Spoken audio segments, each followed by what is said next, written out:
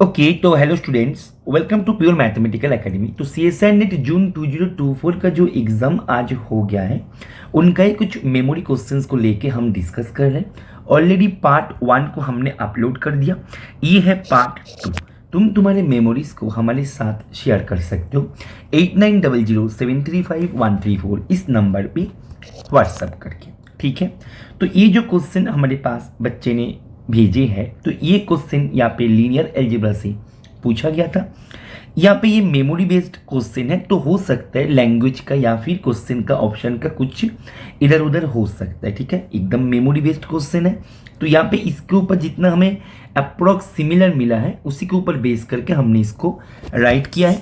तो इसी के ऊपर बेस करके हम इसका सोल्यूशन को डिस्कस करेंगे। ये एक मेमोरी क्वेश्चन का सोल्यूशन है, मतलब ये क्विक तरीके से होगा। इसका detail solution officially question release होने के बाद हम अपलोड कर देंगे। तुम्हारे पास एक वेक्टर स्पेस दे के रखे फाइनाइट डायमेंशन का, अभी तुम्हारे पास एक ऑपरेटर दे के रखे लीनियर ट्रांसफॉर्मेशन, और ये एक ऐसे लीनियर ट्रांसफॉर्मेशन है जिसके कारण कर्नेल ऑफ टी जो सब स्पेस बनेगा वी का एंड इमेज ऑफ टी जो सब स्पेस बनेगा वी का दोनों सेम हो जाए। अभी इसके ऊपर तुम्हें चारों ऑप्शन बना के दे दिया है, उनमें से कौन सा ट्रू होगा या फिर फॉल्स होगा जो भी है, ठीक है। मैं यहाँ पे मेरे को ऐसे मिला है, मैं ट्रू पकड़ के मैं क्वेश्चन को कर रहे, यदि फॉल्स पूछ लिया तो तुम उसके अकॉर्डिंग अपना आंसर को चेक कर लेना, ठीक है। मैं ट्रू पकड़ के क्वेश्चन को करेंगे क्योंकि एक मेमोरी बेस्ड क्वेश्चन है, यहाँ पे लैंग्वेज का थोड़ा सा मतलब इधर उधर हो सकता है। ओके, तो यहाँ पे ध्यान देने वाली विषय ये है, तुम्हारे पास जो V है, V एक फाइनाइट डायमेंशन वाला वेक्टर स्पेस है, इसको हाईलाइटर दो।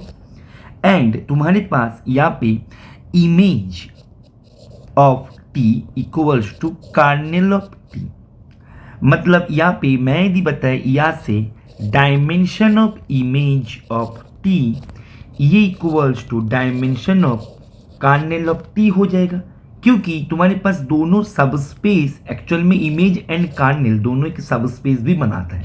दोनों सब स्पेस इक्वल है तो उसका डायमेंशन भी तो मिलेगा, क्योंकि सब स्पेस है तो दोनों का डायमेंशन सेम होगा। अभी मैंने फाइनाइट डायमेंशन के ऊपर, फाइनाइट डायमेंशन था तुम्हारे पास V, इसके ऊपर मैंने हाईलाइटर इसीलिए देने के लिए बताया था। यहाँ पे हम रैंक नलिटी थ्योरी को अप्लाई करेंगे। By applying rank nullity theorem हमारे पास क्या जानकारी प्राप्त होता है कि dimension of V equals to dimension of kernel of T plus dimension of image of T। अभी यहाँ पे दोनों बराबर है, दोनों हमारे पास सेम है, दैट मीन्स हम किसी एक को किसी दूसरे से रिप्लेस कर सकते हैं। मानो मैंने ऐसे ही रिप्लेस कर दिया, तो मेरे पास डायमेंशन ऑफ V ये मेरे को मिल गया 2 into dimension of kernel of T, मतलब 2 इंटू समथिंग, तो ये एक इवन नंबर है। तो तुम्हारे पास ये जो डायमेंशन V का था ये तो बनेगा एक इवन, तो ऑप्शन बी यहाँ पे ट्रू है। मैं ट्रू पकड़ के इसका सोल्यूशन को प्रोवाइड करेंगे। अच्छा, एक बात बताओ, तुम्हारे पास यहाँ पे जो इंफॉर्मेशन सबसे इंपॉर्टेंट है वो है image of T equals to kernel of T। अच्छा, एक बात बताओ, इसका मैं यदि आइगन वैल्यूज को लेकर चर्चा करें, इसके पास क्या क्या आइगन वैल्यूज हो सकते हैं। मैंने पकड़ लिया कि इसके पास एक आइगन वैल्यू मिल सकता है जो कि non zero. If possible let it has an eigen value lambda जो कि नॉन जीरो है, एक आइगन वैल्यू है। अच्छा, यदि लैम्डा एक आइगन वैल्यू हो जाए तो आइगन वैल्यू का डेफिनेशन के माध्यम से हम ये कह सकते हैं कि there exist a non zero vector V for which T of V equals to lambda of V, क्योंकि लैम्डा मैंने आइगन वैल्यू पकड़ लिया एंड लैम्डा को मैंने पकड़ लिया एक non zero eigenvalue, right. तो ये यदि आइगन वैल्यू हो जाए तो उसके पास एक नॉन जीरो वेक्टर मिलेगा जिसके कारण T of V equals to lambda V होगा। अच्छा, एक बात और बताओ तुम मुझे कि T ऑफ V क्या है, एक फंक्शन है, function f of x T of V, इसका जो मतलब लोकेशन है, ये एक्चुअल में रहते कहाँ पे है? T of V, F of X, ये कहाँ पे रहते हैं? ये रहते हैं रेंज में। मतलब सिंपल भाषाओं में बोला जाए, ये रहते हैं इमेज ऑफ टी में। तो टी ऑफ वी जो है ये इमेज का सदस्य है। तो टी ऑफ वी जब इमेज का सदस्य है, that means T of V मेरा कार्नेल ऑफ टी का भी सदस्य बनेगा। इज इट ओके और नॉट? क्लियर है? तो यहां से मेरे को इसको मैं थोड़ा सा बॉक्स कर लेते हैं, इसको मैंने नंबर 1 दे देते हैं। तो टी ऑफ वी जब इमेज का सदस्य है तो टी ऑफ वी कार्नेल का भी सदस्य बनेगा। तो टी ऑफ वी जब कार्नेल का सदस्य है तो टी ऑफ वी ये होना चाहिए था 0। Is it okay? क्लियर है? अच्छा, that means T of lambda V by 1 के माध्यम से टी ऑफ लैम्डा वी होना चाहिए था 0। That means lambda T of V ये होना चाहिए था 0। अभी लैम्डा तो तुमने नॉन जीरो पकड़ लिया, तो that means T of V तुम्हारे पास होना चाहिए था 0। तो तुमने अभी फिर से नंबर 1 पे वापस लौट के जाओ, यहां से वापस तुम नंबर 1 पे लौट के जाओ।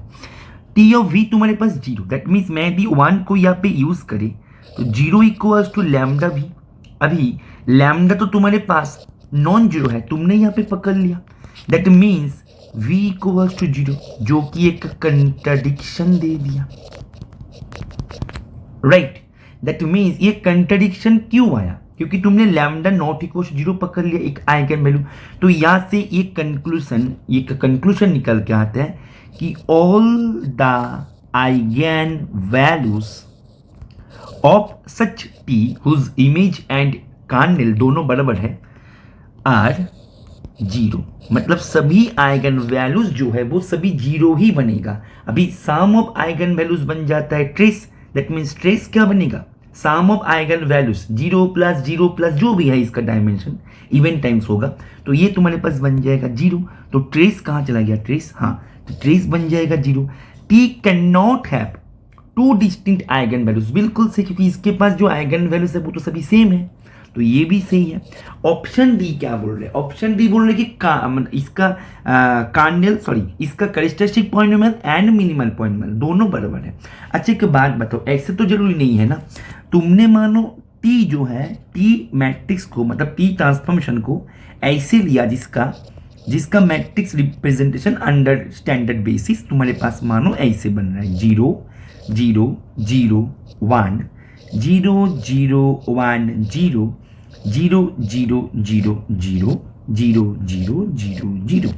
तो इसका जो रेंज है, रेंज स्पान हो रहा है 1 0 0 0 एंड 0 1 0 0। यहाँ से रेंज स्पेस जो है ये स्पान हो रहा है। अभी तुम इसका कार्नेल निकालने की कोशिश करो। कार्नेल कैसे निकालोगे? कार्नेल निकालने के लिए मुझे सिंपली करना क्या पड़ेगा? x1 x2 x3 x4 ये इक्वल्स टू 0 करना है। फिर मेरे पास क्या मिल रहा है? x4 x3 0 0 equals to 0। तो यहाँ से मेरे को मिल रहा है x4 0 है, x4 0 है एंड x3 भी 0 है। तो मेरा मैंने कार्नेल में इसको पकड़ लिया, तो कार्नेल में जो आया उसमें x1 x2 इंडिपेंडेंट है, लेकिन x3 0 है, x4 0 है। तो दैट मीन्स ये जो है ये स्पान हो रहा है, तो ये भी स्पान होगा तुम्हारे। मैं यदि x1 को कॉमन ले ले तो यहाँ पे 1 0 0 0, x2 को कॉमन ले ले 0 1 0 2। That means Cornell of T जो है ये भी स्पान हो जाएगा 1 0 0 0 एंड 0 1 0 0। तो ये जो है ये मैट्रिक्स ट्रांसफॉर्मेशन मैं ले सकते हैं, राइट? Okay fine.